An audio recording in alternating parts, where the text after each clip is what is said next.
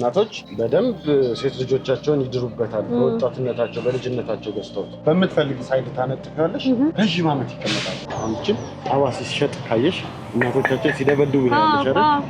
እኔም ላረግ ነበር በነገር ላይ የሚያወጣው ፍሪኩዌንሲ ያለ እናቶች ጋር ምን ጊዜ የማትቀርቃ ጀበና ናት። እስከ 50 እንጀራ እስከ 40 እንጀራ የሚያስቀምጡ እቃዎች አሉ። እኛ ጋር ነገ ያሉ ጣባዎች በብዛት የተሟሉ ናቸው። ከስተመሮቻችን ወስደው ማቅረብ ብቻ ነው። ብዙ ሰው የሚሳሳተው ነገር ይህ እቃ ወጥ ሲነካብን በባህሪው ውሃ አይችልም። ስለዚህ በሎቢ ነው የሚጠረገው። በበሬ ቀንድ ነው የሚሰሩት። እነዚህ ደግሞ መብያዎች ናቸው። እነዚህ የጅማ ረከቦቶች ናቸው። ከዋንዛ እንጨት ነው የሚሰሩት። ለበዓል ደግሞ ዶሮ የምትበላበት ቆንጆ መሰብ ወርቅ ናት። እሺ ጣባ እስከ 3 ኪሎ ክትፎ ድረስ ይችላል። ለፕሮግራም ለድግስ እንጀራ ዳቦ ማቅረቢያ የሚሆኑ እቃዎች ናቸው። መጀመሪያ መሶብ ስፌዱ ነው የሚሰፋው። ስፌዱ ከተሰፋ በኋላ ጨሌና ዛጎል ይለብሳል።